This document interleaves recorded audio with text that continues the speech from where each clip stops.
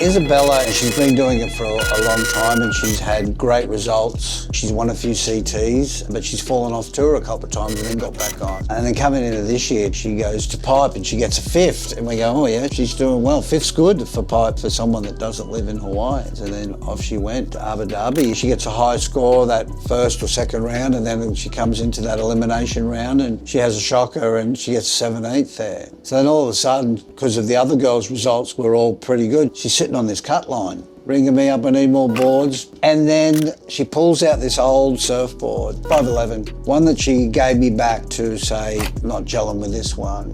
And I said, well, don't give it back to me. I said, just use this board to break if you want to go surf in South Australia or go and surf some serious waves.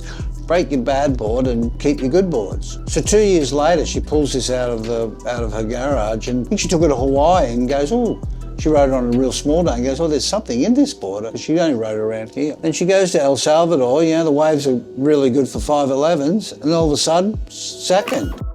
Next minute, she's off to Bells, same board, first. For her to win Bells was such an achievement. So proud of that. And then she kept on going, she was in the 5ths and she had a couple of 9ths and then she got a 3rd. And then she needed to do reasonably well at Tahiti to make the top 5. But the other girls got the results they wanted and she came in at 6. So great result for her to come in at 6 and great seeding for next year. And I'm sure it hurt. What she's learnt over the last 2 years, 2nd El Salvador, 1 Bell, she's won Margaret River before.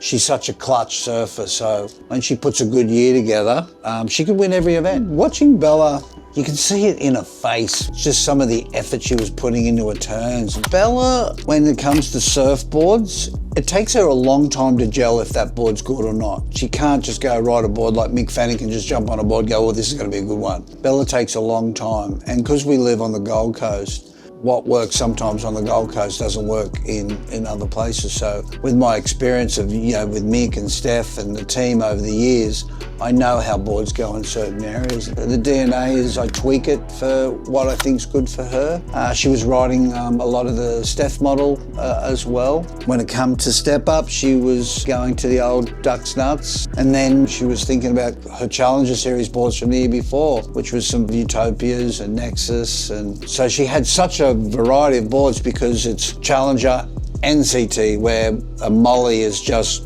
CT, don't even think about the Challenger. Bella had a big array of boards, and once we narrowed it down to 511s, 510s, get rid of these 5.9.5s and all these little things that were in her head. Mate, you're a CT surfer, you're going to be surfing good waves. 510s, 511s, 6.0s, and then the list goes up into bigger boards. I feel like with all surfers, they look good when they're riding a little bit longer board in the right waves. Isabella looked great on 511 when the waves are there.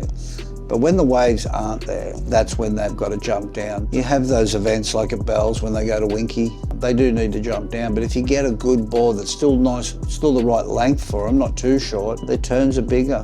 And I think we really saw that out of Isabella this year. There's no reason why she can't make top 5, and there's no reason why she can't be in the mix in their last couple of events to have a shot at a world title.